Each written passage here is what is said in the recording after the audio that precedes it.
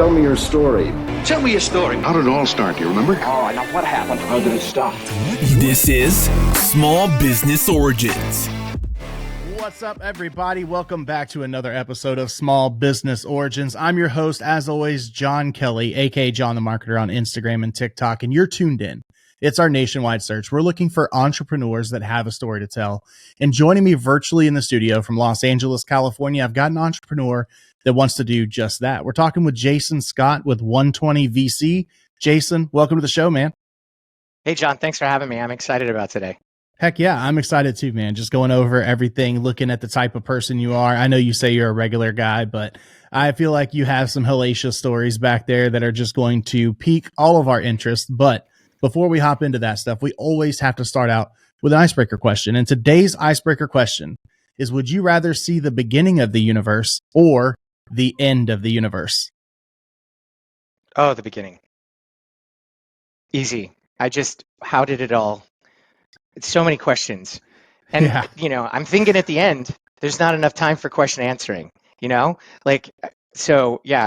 feel like we have enough time on the planet as it is to explore everything, experience everything. And so if I'm going to have a regret on the day of my death, it's simply going to be that I didn't get to be curious enough, experience enough, see enough, feel enough.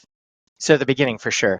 Yeah. I mean, for me, it's kind of along the same lines, man. I want to know where we came from. I want to know the actual answer. How did this start?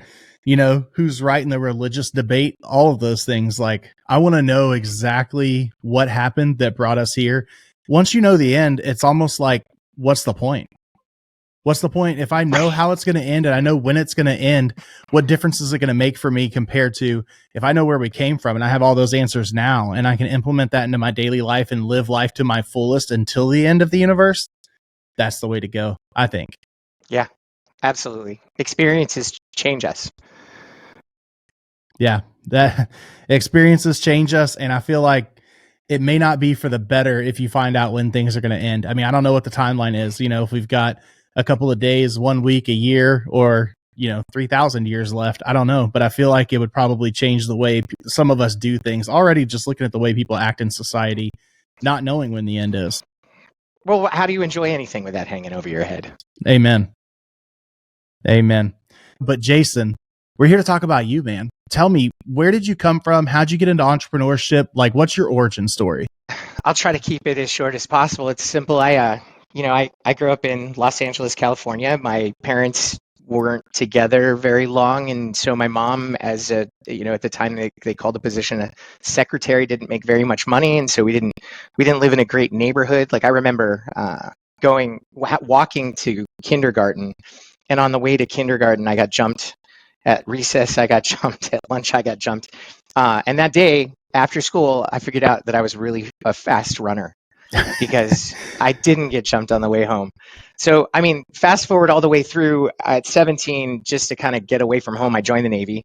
That was a great experience. That was where life began for me, because in the military, it's funny because people tell people, hey, if you're joining the military, don't volunteer for anything. That's the best part, because they will literally let you do anything that you're willing to volunteer for. And so the opportunities to learn and grow, through experiences were wonderful. And so that's when I realized that I was infinitely curious. And I literally wanted to do everything, which meant that I couldn't make a career out of it because that would limit my ability to experience. At 24, I left the military after 6 years. I got my first job at Universal Studios. I was there 4 years, and I went from tech support to managing some of their largest projects. And so here I am, high school dropout, kid from the hood. I managed to do a lot of great things in the Navy. Somehow I was able to go to SAR school and become a rescue swimmer. I remember thinking, how did I make it through that? But I did. And then here I went to Universal Studios and I just worked really hard. And they then made me responsible for some of their largest projects. And so, of course, at 27 years old, I thought I was totally qualified to start a company, right? I just had all these building experiences. Looking back, was totally insane. And so I started 120 VC, and the basic premise there was I had learned that I was really good at bringing people together and getting them focused on solving large problems. And at the time, we called those projects. So I started a company to help organizations get their super large projects going, right? So high school dropout, 4 years out of the military, I thought people were going to hire me, like Fortune 500s are going to hire me, and the team that I was going to build to manage their large projects, and they did. But again, to be clear, what happened was my first client was Sony Pictures. I showed up there to interview for, basically interview to take on one of their projects, and it turned out I knew the CIO from Universal. So look, there's just no way I would have ever gotten a contract with a company that size directly if that hadn't been the case. So he was like, no, let's make him a vendor. And once I had Sony, it was easy to get DirecTV because, hey, I've got Sony. And fast forward 10 years, it took me that long to realize the fact that I was able to get contracts with companies that large with really no experience was just insanely lucky. So I would say my origin story boils down to never giving up, all the way, and being willing to work really hard, and recognizing that no one person is ever going to accomplish anything great. Recognizing that teamwork really is how the dream works. And I probably had that instilled in me from the military, because the things that we have to get done in the military are never about the individual; they're about the team. Yeah, it's about persistence, man. I think it's probably going to come out later in the show too, but it's like we often hear that saying of, well, it was luck, or it was being in the right place at the right time, something along those lines. And it's like, yeah, you're absolutely right. But here's the thing. Would you have been in the right place at the right time had you not gotten the experience you did by saying yes to the things you did, and then probably going into the shit some and doing some things that you don't like, and just kind of powering through that, where it's like, hey, I may not have the best job in the world. When you first started at Universal, you may not have liked what you were doing. I don't know. And then maybe when you kind of go through that, you figure out it doesn't matter. It all kind of built me and molded me into what I needed to be into and where I needed to be in order to have those opportunities. I think that's the big thing. Is it's like, yeah, is it luck to be an entrepreneur? A whole lot of luck, but it's also a whole lot of grit and determination that you put yourself in these places to get lucky, if you will. 100%. You have to do the work. You have to show up. You have to get to bat. You got to swing the bat, right? You got to swing the bat before you're going to get your first home run. You got to swing the bat 1,000 times before you get your next home run. No, I mean, luck doesn't just find you. You have to find the luck. I 100% agree. So how do you think all of that played into 120 VC? And I guess maybe even a better question or second question would be, what exactly is it? And then what do you do? Is that something that you're still, what you were doing with these big Fortune 500 companies, is that something you're still kind of doing now? Yeah, well, yes, we are. The vast majority of my clients are Fortune 500s, and we transitioned from a focus on getting large global projects done. We still do that, but what we've learned over the years, with the project management, agile, product development, organizational change management, and then somewhere along the way we figured out leadership in and of itself is a change discipline. Nobody hires a leader because they want their organization to be the same in a month, 6 months, or a year. And lastly, that whole thing, leaders are born, not made, that's baloney. Here's the thing: if you're born with no leadership, anything quotient, it's pretty hard. But understanding how human beings operate and how to actually get all the things that the magazines tell us we need to get, like how to get alignment, right? Like how to help people architect their own roadmap to a shared goal, how to get buy-in, how to set people up for success. These are all techniques in understanding people that can be taught. And so you can actually elevate anybody's leadership game by a couple of letter grades if they're willing to do the work. And that's the trick. And so what we do now is we go in and we find, corporate America gives a lot of lip service to teams. We're a team, except for they don't operate like teams. They operate like a bunch of individual high performers. They show up to a meeting with their executive and they're like, everything's great. Well, that's never true, right? But you go to these status meetings. I don't know if this is going to be video, so I'm like throwing up the air quotes, right? We'll have You go both. to these status meetings, and it's like the Lego movie. Everything's wonderful, right? Everything's amazing. And the fact is, that's not playing like a team. A team shows up and says, here's all of my fires. Is there anybody available to help? More importantly, a team shows up to that meeting. Instead of giving a status, they're gonna ask for what they need from the team to solve the problem. They're gonna work together. But instead, these meetings often are about looking good as opposed to working together. And so what we do is we take these organizations that are operating as high functioning individuals, and we actually turn them into a high performing unified team that's working together, and that supercharges their outcomes. Now, in there, we look at what they're working on. We help them re-rationalize everything that they're working on, because again, the vast majority of teams are just working on stuff that sounds like they should be working on, instead of really asking the question, does this improve customer satisfaction, team member satisfaction, and or profitability? It can be one or all three, but none at the expense of the other one, right? And so we help them re-rationalize and prioritize everything that they're working on. We help them develop ways of working, because at the end, it's not about project management or product management. These are all tools, like a hammer or a saw. What you first need to have for the hammer to be effective, or your project management to be effective, or your operations management to be effective, you need to have a culture of discipline, trust, transparency, and accountability. So we have to change the way that people think before they'll change the way that they do. So we work with them to help evolve the way that they think, to help evolve what they do, and ultimately we end up canceling half of what they're working on because they can't figure out how it improves customer satisfaction, team member satisfaction, or profitability. And if they can't figure it out and we can't help them figure it out, it won't. So we just cancel it. And then we can take then all of that brain power that's now available from these canceled efforts and focus them on the efforts that we did rationalize would improve customer satisfaction, team member satisfaction, profitability, and literally create velocity toward getting results that move the needle for organizations. So, we build the teams and then we inculcate the disciplines. Okay, now let's look at your projects, right? And inevitably we rationalize, cancel 50%, get them to see, okay, what are the priorities? I'll go, okay, so on your number one priority project, do you have a full-time project manager, or is it an ops manager splitting time between their day job and this? And you'd be surprised how often they're like, oh no, we don't know, splitting time, day job. And I'm like, how's the project going? They're like, not well. I'm like, well, let me tell you why it's not going well. Because this person that has a day job is always going to choose their day job over this project, right? Like, you need to help it. But because we've canceled 50% of their projects because we couldn't rationalize how they would improve customer satisfaction, team member satisfaction, or profitability, right? We're able to then repurpose or self-fund the things that actually matter. So that was a lot.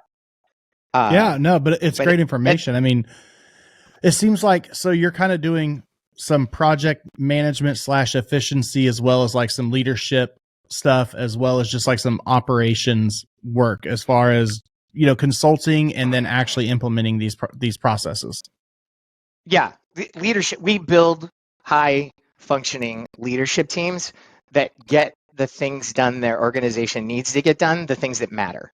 So we help teams get the shit done that matters. Yeah. And I love this concept that it's not like you're out here, you're not a leadership academy, you're not building leaders. I would say, and correct me if I'm wrong, but it sounds like you're more activating leaders within the organization. Things that the organization maybe has failed to put people in charge of things and equip them properly for it, and your help activating them as the leaders that that they can be. Yeah, that's beautiful, because so to learn something is to be exposed to, understand, and acknowledge a new idea, right? I've learned it. I get it. I see how it's going to help. To then master something requires you to swing the bat, requires you to do the reps. You have to help. You have to work at it. The problem is the first phase of mastery is incompetence. And people don't like to feel incompetent. People fundamentally want to be successful. And so they've learned something, they bought into it, but then when they tried it, it felt awkward. And we chase pleasure and retreat from pain. And so they give up. So we do teach them, but then we stay with them you called it activating. I love that. But we're basically coaches, accountability partners in the trenches with them, doing the work until they snatch the proverbial pedal or pebble. And at that point, we just go on maintenance and stay with them, strategize with them. But yeah, it's like most academies just focus on the learning. It's not enough to just teach people how to do things because they won't do it. I get customers that call me and they're like, hey, can you come in and give some training? And I'm like, well, why? I know why, because they're not getting the outcomes they think that they need, right? And I'm like, and they tell me I'm not getting the outcomes that I think I need. And I say, hey, no problem. I can come in and give some training, but if that's all you do, you won't get different results. So what I'd recommend is we come in, we give some training, but then we work with you as accountability partners to do the reps every week to make sure and bring you back to, hey, this is what we committed to doing. This is why we committed to doing it. How's that going? Oh, it feels really awkward. Okay, great. Let's talk about it. Why did it feel awkward? And then they'll share an experience where they tried something that we had taught them and it didn't go well. And here's the great part. Then instead of, because people think coaching is all about giving advice. Okay. Yeah. When instead I'll share an experience about the first time that I tried it and how disastrous it was. And now they feel like, wow, God, okay, so it wasn't just me. This happened to Jay, the guy that's in here teaching us, right? And then I'll share an experience where I kept at it and it started to get better. And then I'll share another experience where I was nailing it. And in each of these, there's a learning, right? Like, what did I do differently when I was, like, I'd just taken the training wheels off. It was going better. It wasn't as awkward, but I wasn't the master of it. And what did I do differently now that I'm the master of it? And from those stories, they get to take the learning that resonates with them, right? Because wherever they are, they're there, and I can't possibly know what they're ready to hear. But if I tell them a story, they can choose what they're ready to hear to move forward. You think a lot of your knowledge on this type of stuff with the leadership, all that came from your military experience? Oh, no, man. It came from getting everything wrong. Everything that I am the master of today, I did wrong. I had a problem. I wasn't getting it right. And instead of giving up, I just kept at it until something worked. And then I reflected on why it worked instead of it just becoming muscle memory. Like, why did that work? Because if I can understand how that worked, that might help me understand how something else might work or how I might get something else right. And so I'm a big proponent of taking time to reflect on my performance. Like, taking at least 15 minutes every day to think about the meetings where I was productive and the meetings where I was not productive, meaning I didn't get the outcomes that I thought that I needed. And here's the thing, where I got the outcomes that I thought that I needed, I ignore those. Where I didn't, I think, okay, well, what went wrong and why do I think it went wrong and what would I do the very next time I find myself in that situation? And so just by virtue of having to build my own company, and in the beginning, being the guy that would go into the organizations and help my customers solve their problems, the interesting thing about being a consultant, especially at the executive level now, is instead of living a single brand day, I live a 5 or 6 brand day, which leads to me living a 5 or 6 brand year. And I'll explain. When somebody goes to work for a company, they go into that company, and the first 3 months is probably a bit of a struggle while they're learning how the company functions. They're learning about the culture and how to interact within the framework of that culture. They're building their alliances. And once you get there, that kind of goes on autopilot, and it's really just about solving the problem that's right in front of you. But you have your tools, you have your supporters, right? And so you end up then living one brand year. I've already worked 3 brand days today, and I've got 2 more to go, meaning I've already spent 3 hours in coaching sessions with executives at 3 different companies in 3 different industries with 3 different cultures. And I literally have to switch. And it's great. I even said this in my last session. I thanked my client, this executive that I'm coaching, because he shared something. We started talking about it. I said something, he said something, and I was like, that is brilliant. Thank you for that one. I'm going to put it in my toolkit. So the other thing that's great about having customers and working with customers to help them solve through their solutions, not only do I get the opportunity to work that problem-solving muscle for hours every single day. But they teach me. I learn as much from them as hopefully they're learning from me. So that goes back to, like I said, it really is all about the power of team. I've got my team and they're my superpower, but I also treat my customers like we're on the same team. And this goes back to how corporate America doesn't really operate like a team, but they give lip service to operating like a team. And what I mean by that is I'm not showing up for me. I'm showing up for the goal of the team. And in this case, it's to win. I want my customers' teams to be succeeding, because when they're succeeding, they have a better quality of life. Even if the thing that they're doing is hard, which is always the case, right? The journey might be frustrating, but when they win, everybody feels good about it. Everybody feels camaraderie. But also working as a team means being able to say, you mind if I challenge that premise? I don't think I'm not understanding how that's going to work, as opposed to just keeping quiet and thinking, well, that's not really my role. That's really the boss's role to catch them. You know what I mean? To coach them, to school them, because it's uncomfortable, right? And so I'm just going to keep my mouth shut and hope you don't walk off the end of the pier, because that's somebody else's job. That's not teamwork, right? So I love the power of team. I've got my own team.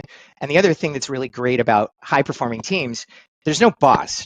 There's no one role is more important than the other, right? Hierarchy is the killer of high performance. And just to give a quick analogy on that, so I'm the CEO at 120.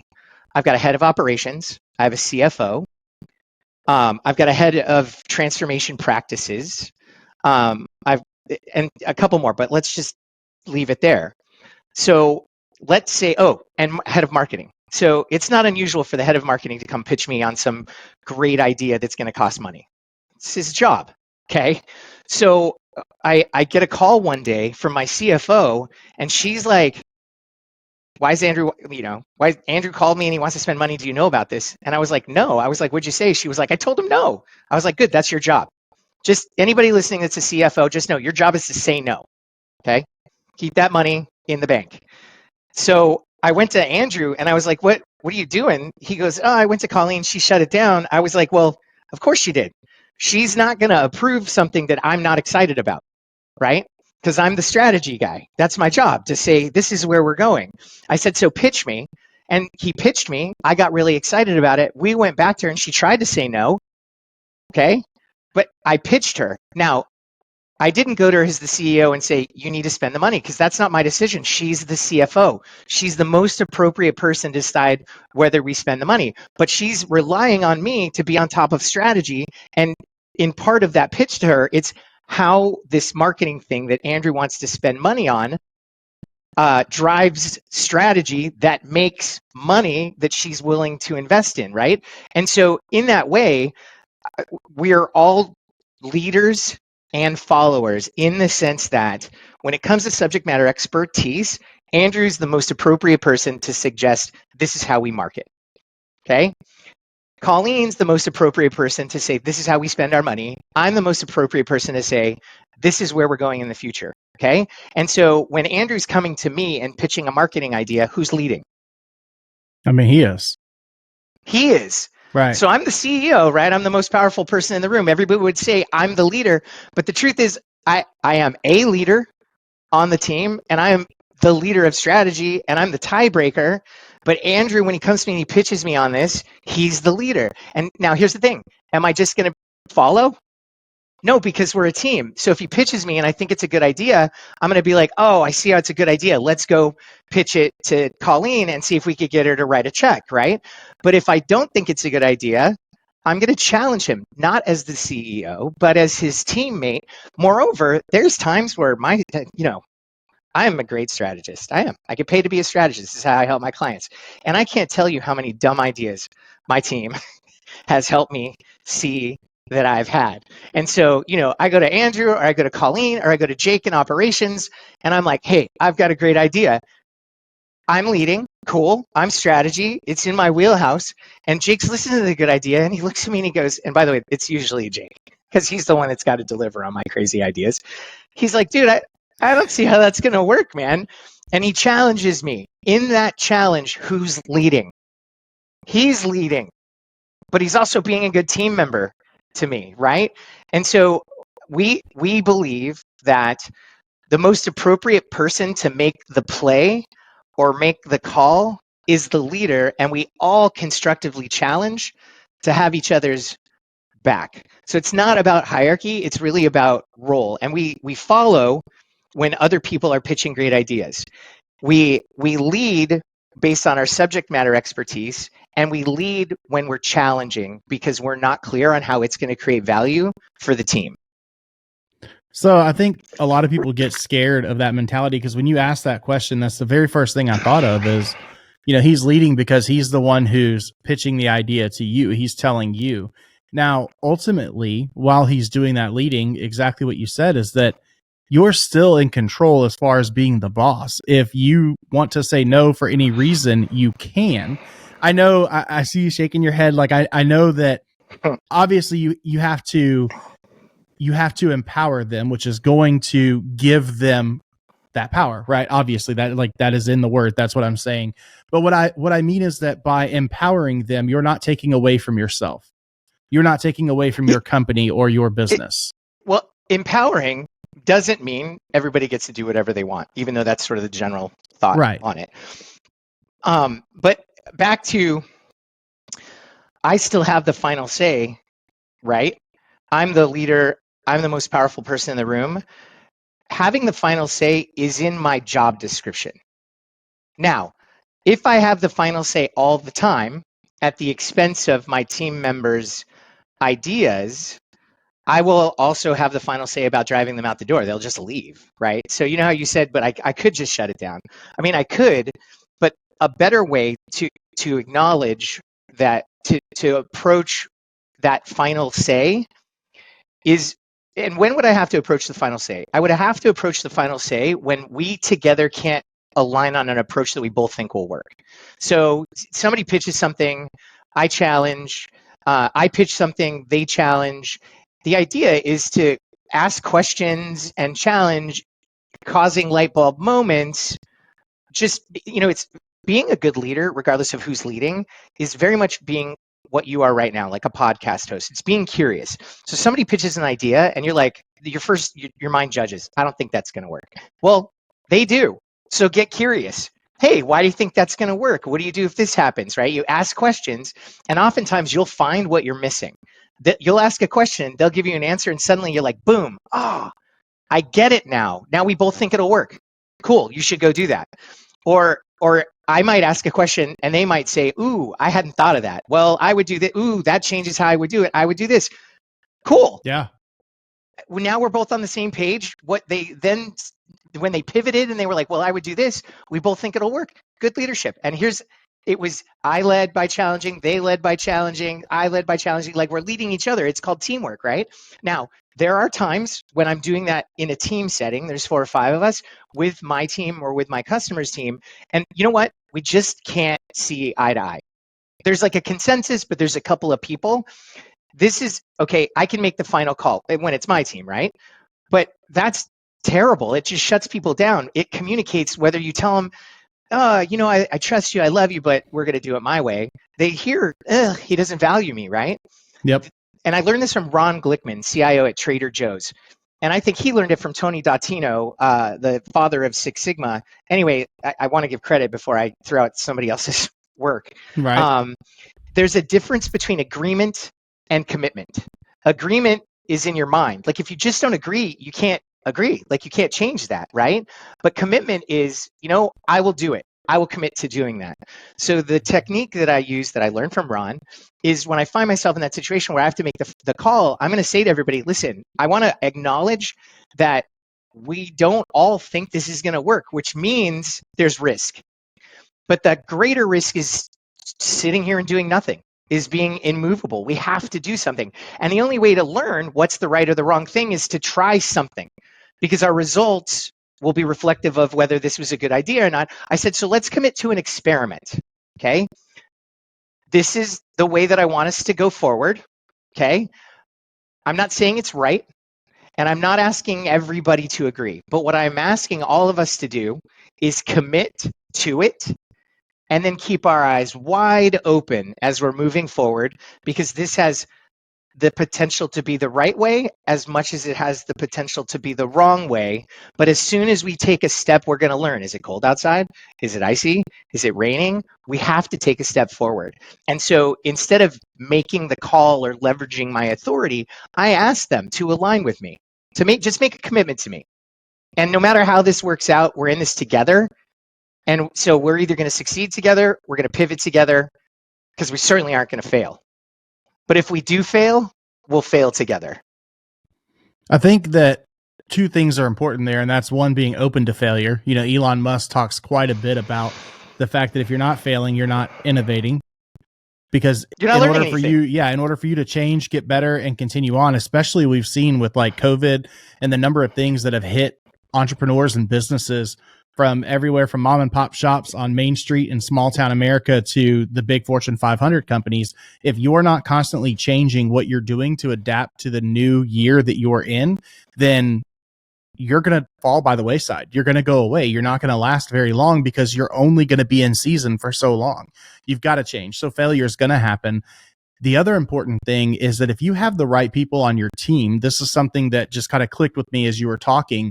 If you have the right people on your team, they're going to be able to manage their own decisions or suggestions without you having to shut it down. Because like you said, if you're the right leader for them and they're the right leader for you, no matter what your rank is, no matter what your job title is, you could be a janitor and lead in corporate America if you have the right information to the right person, right? So as they're talking, like I see this with myself talking to Andrew, who is the owner and CEO of the company, Beefy Marketing, I should say.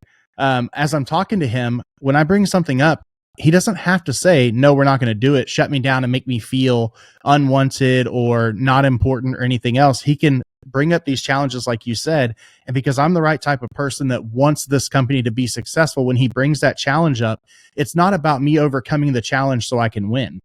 It's about me understanding the challenge so I can access the information in the back of my brain of, did I make the right decision by sticking to my guns on this? And so when he brings that challenge up and I'm like, yep, you're right, I'm stupid, we're not going to do it. All right.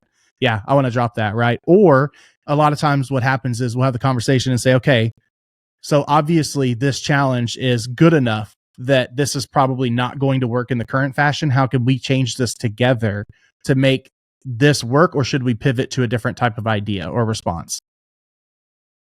Absolutely. And by the right kind of people, I want to be clear. You're talking about people that are team players, oriented to being a team player, or people that are oriented to playing for self, right? What I call the mercenary, right? And so when people are willing to align, you have to, in order to have a high performing team, you have to have people that are willing to trust, that are willing to put the team first, right? And again, getting that alignment's really easy when you have a team player, because there's only 3 reasons to do anything: improve customer satisfaction, team member satisfaction, or profitability. And so if we could all commit to that, it doesn't matter whose idea it is.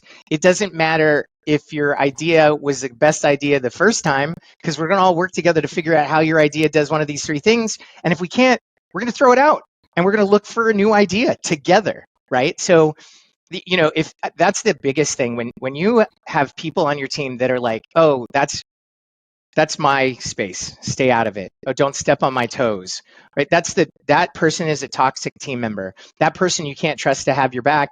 And they're not going to play for team. They're playing for self-glory.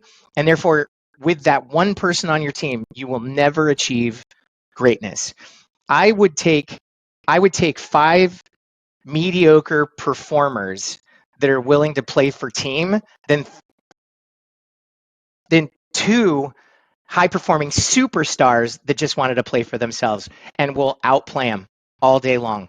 I should, the numbers didn't work there. So let me just say 5 individual high performers and 5 mediocre people willing to play for team, and we'll beat the high performers all day long. Just cut that last piece out, John. That's not going to work. Yeah. No, I mean, I see exactly what you're saying. I think this is a very valuable thing. It leads to your culture, and people forget that part of your training, again, correct me if I'm wrong, because I'm kind of speaking on your behalf here, but a lot of your training seems to be focused around, you have to have the right culture in place. and you have to have the Yep. right leaders up top, the C-level execs, and then everybody who's a part of the team that's just as important. You have to empower them to be the right team member to be on there as well. So this is a cultural shift that I would assume a lot of people, they're not really maybe hiring you for one specific project. Like, I really need to make sure that this is working better and is a well-oiled machine. It's really I need cultural change in my organization as a whole so that all of my programs and processes are working a lot smoother. Is that kind of, on the right track? Yeah, there? absolutely. I mean, we do occasionally get the call. Hey, we've got this one project. It's a dumpster fire. It's business critical. Will you come in and help us? And that's fine. We absolutely will. But that's not all you're going to get. That's not all you're going to get in the experience, right? Because if you have a business critical project that's a dumpster fire, you do have a culture problem, right? And so our two main go-tos are help develop high functioning unified teams and making sure that whatever it is, whatever the outcome is that they need, that they're getting the outcomes that they think that they need. Because that's, again, it doesn't matter how cool your culture is, and you should be a culture focused on humanity, right? But it doesn't matter how cool it is if you're not getting the outcomes needed, because the company's not going to be around very long. Yeah. That's a very real thing. You can have a lot of things going right and still be at that threat. And to me, that's even sadder because I think we're filled with a country of businesses that are in it for the wrong reasons and are super successful, or they treat their employees like dog shit. They don't take care of people. They have the hustle mentality all the time where all you can do is go, go, go. They want you at the office at 4, 5, 6 a.m. and they want you to leave at 6, 7, 8 p.m., have no home life. Like, all of these things that are so wrong, but they're so good at it and so successful. We need to be filled with more companies that have this culture-centric, people-centric viewpoint of, yes, we still have a job to get done, but there's a better way to do it. What's interesting? What's really interesting is, and this is anecdotally, I don't have statistics to back this up, but 24 years of doing this, working with startups, mid-sized companies, and the Fortune 500. The vast majority of the Fortune 500s that behave the way that you just described, treat their employees like commodities and toxically, didn't get that big by doing that. Bait and switch almost. They didn't get that well, and you think about it, because the people that started it were not capable of running it once it was a Fortune 500. That's very, very rare, right? So the type of leader that you need to get a startup off the ground, to then mature it into a mid-sized company, to then mature it to like a public Fortune 500, these are all vastly different skill sets. And so, there's the small companies that thrive acting as mercenaries, right? But usually it's just to a sale or an acquisition or an IPO.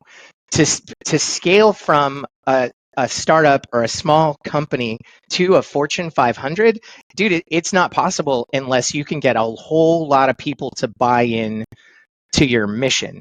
Now, I think, again, there's the unicorns like Elon. Dude, you're not building SpaceX if you don't have people that are willing to work their brains out, right? Like, it's just not happening. So he's very, very mission driven, though he's great at coming up with cool missions. Like, ask people at Boeing, what do? They'll tell you they're rocket scientists. Ask people at SpaceX what they do. They'll tell you they're going to send man to Mars, right? So they're mission driven. They're all about it, and in that is their humanity. They're a unified, high functioning team focused on a single goal, and that's getting man to Mars, right? And so some people want to talk about how the culture is mercenary or the culture at X is mercenary.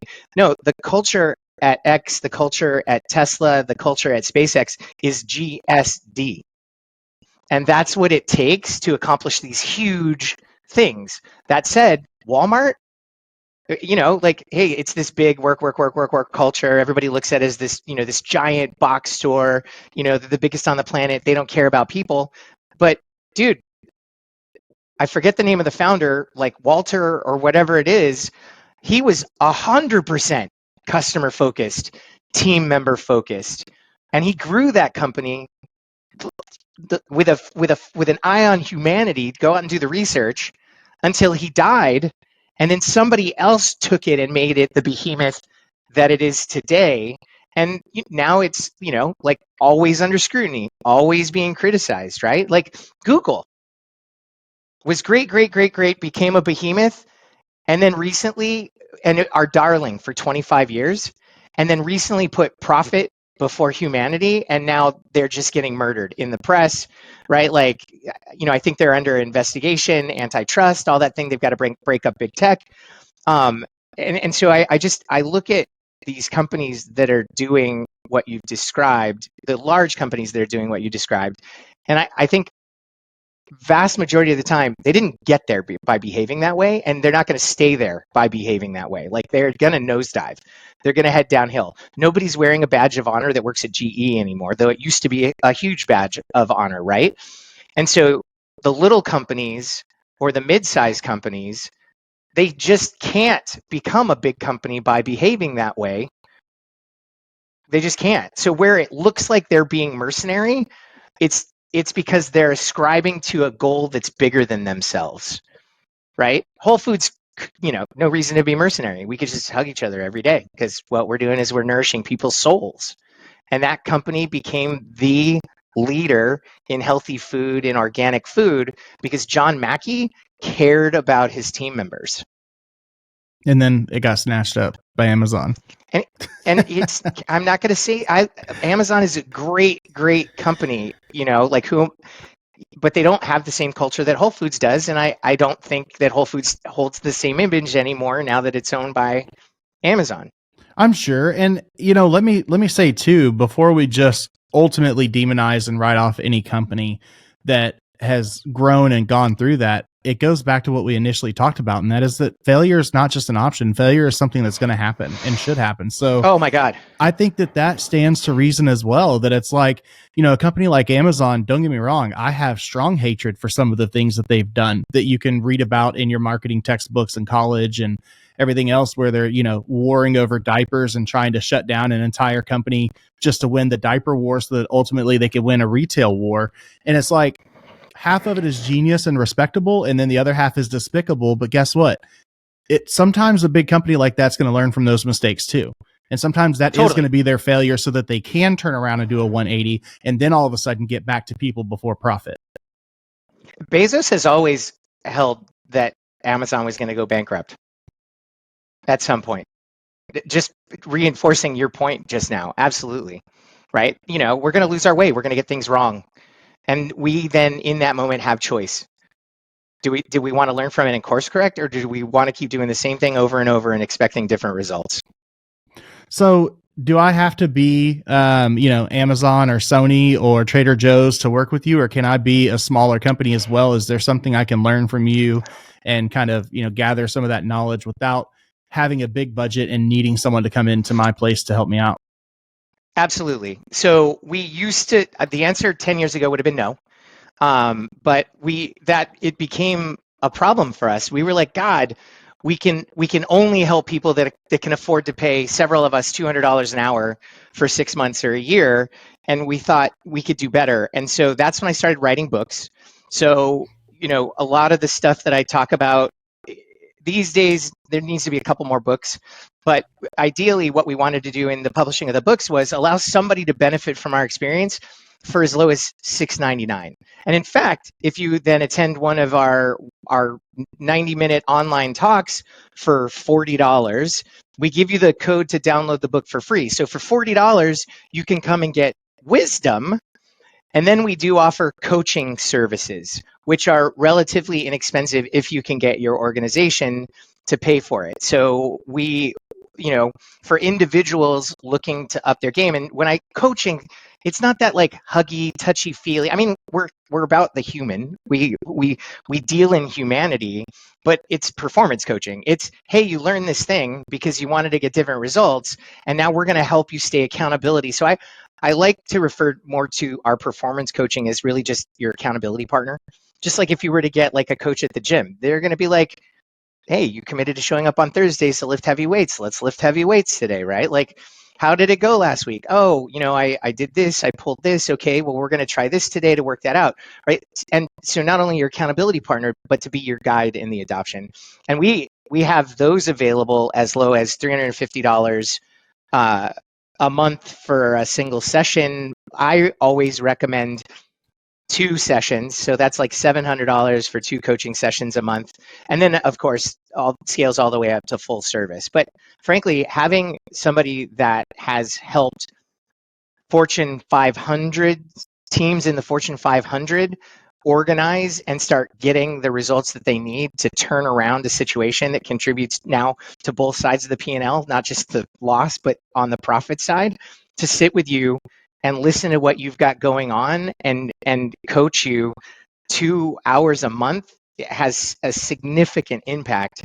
And I don't think $700 a month for an employer that can afford it is that big it's not that big a lift, especially considering the return that they're going to get from this team member. Yeah, you spend a lot more sending people to conferences and stuff, which I know obviously entails more in-depth, I would say, like knowledge or teaching.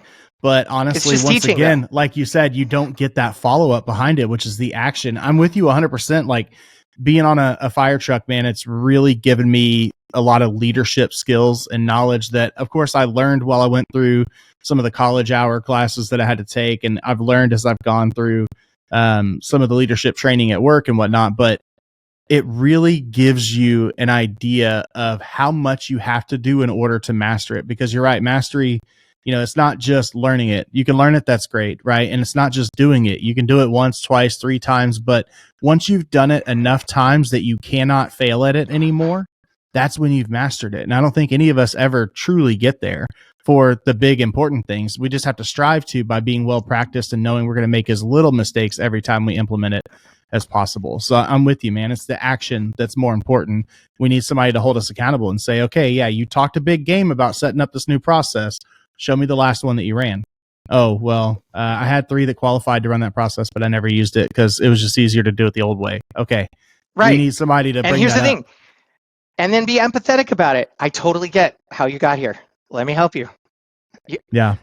And here's my favorite. They recommit. 2 weeks later, we show up. They didn't do it. Cool. Let's do it right now. Let's do it right now. Let's do it right now while I'm sitting here, right? Whatever it takes to help move them forward is what leaders do. Yeah, I think it's just getting scared, like you said, you took the training wheels off. I felt comfortable on training wheels and wasn't really even touching them that much. But now that they're off and I don't have a safety net, it scares me. So why do I want to go through that whole process when I can just do it the way I've done it before? And even though it fails, I know at least I know how to do it. Here's the thing. It's not always about avoiding failure, right? A lot of people are like, oh, like I'm abjectly failing. And so it's bad enough. Let me go work with a coach, right? Let me bring somebody in to help us. Well, you know what? There's no different in solving the challenges that are causing the abject failure as in solving the challenges that are in your way for improvement. It's change either way, right? So, this journey that you were just talking about that I'm on as a leader, that you're on as a leader, pretty much everybody is on in a leader. And, it's maybe cliche, but the forest for the trees thing is real, right? You're stuck. You're not failing. Everybody's happy with you. And this is the worst place to be, right? You remember Good to Great, the book Good to Great? Oh, I don't think I've seen that one. I'm going to write that down. It's way easier to turn a dumpster fire into something good because everybody wants you to than it is to improve from good to great because everybody's happy. What's your motivation, right? It's already good. So the idea is that it's even harder to muster up the will to want to change. And so that's especially when you need a coach, right? Like you're not just failing all over the place because in that scenario, you go learn something. You're much more willing to feel awkward and experiment with it. It's when you go learn something that you feel like can be game changing, but everybody's already happy with what you're doing. You kind of try it once, it's awkward, it's hard. That's when you really need a coach, right? To sort of overcome that, hey, it's already good, so why change, to get to great. I feel like it's probably toxic, but I try to keep in my mind quite a bit that like what I'm going to do is going to suck. Like this is going to be terrible. So let me just do it. Right. And then that way, when I do it and it comes out fine, it's like, well, cool. That's better than what I expected. I'm happy that it worked out this way. And if it turns out amazing, it's like, well, this is the coolest feeling in the world. But like I said, I know that's probably toxic, but it's like, I keep my expectations low. I don't know. I don't judge yourself so harshly. Everybody's got their own technique. Okay, right. Well, everybody's got their own technique. I do something similar, honestly. When I'm frustrated, when I'm doing something new and I get frustrated, I usually will catch myself and be like, oh, Jay, you're at the first stage of mastery. So of course you suck at this. And then I feel okay to suck at it and keep going, right? So, yeah, I don't try to set my expectations low, like, oh, you're probably going to suck at this. I just catch myself sucking at it and remind myself that that's okay because I'm just right there at the first stage of mastering something. Yeah, I guess it's kind of like just moving the bar for each stage, like, yeah, I was on par for this stage because the bar is so low because it's the first stage. But as I get better, that bar is going to go up. I mean, that makes sense. I'm going to have to check out this book, Good to Great. I have not read this one yet, so that's pretty exciting. Hopefully it's on Audible. It's not just good. It's great. Absolutely. Now, for us poor folks that are listening, that are like, you know what, this is all awesome, but $350 a month sounds like an astronomical bill I can't afford, which in this economy, it happens. Do you have like a YouTube channel or anything where I can kind of connect and find some free tidbits, like other podcasts you've been on, maybe, stuff like this, where I think honestly you brought a lot of value to the show in this past hour. So maybe some collection of things where I can learn from you without having to pay yet until I get to that point. Yeah. So at jasonscottleadership.com, jasonscottleadership.com is an aggregation of all the podcasts that I've ever done. There's also an events calendar where I'm teaching 60-minute or 90-minute workshops, and those are never more than $40. And if you're a member of certain professional associations, we give even a deeper discount through those associations. So, if you're like, hey, where can I go? Who can I go ask for a discount? Just send me an email and I'll be like, go talk to these guys. Yeah, that's awesome, man. Well, I appreciate the heck out of you being on the show today. I think that there was a lot of information packed into that 50 minutes that was very valuable. Definitely some tidbits that I took for myself. And I know that time is the most valuable asset we have. So I thank you for spending yours with me today. My pleasure, John. Thank you, man. Zoom high five. Absolutely. Yeah. And listeners, same goes for you, man. Time is a valuable asset. And though you may have me on in the car while you're headed to work right now, or listening while you're at home doing chores and the kids are screaming in the background, I still appreciate you spending your time with us today to learn about what Jason's got going on, what we have going on, and everything in between, man. All the little lessons and tidbits. I hope that those are valuable for you. If you find it that way, head over to smallbusinessorigin.com, leave us a review, share us with your friends. I sure would love to expand the audience to the point that we can start interacting with each other. I really want those voicemails, those messages, all of those things, so I can maybe come up with some really good questions for these guests, or maybe even have some of those guests on that you know and you love, because I've already had those sent and they always turn out excellent. But either way, just tuning in is good enough for me, and I certainly appreciate that. We'll see you on the next one. It's been a great week and another great episode. But until then, as always, stay beefy, my friends. Thanks for listening to another episode of Small Business Origins. I love an origin story. If you like what you just heard, leave us a review, subscribe, and share with a friend.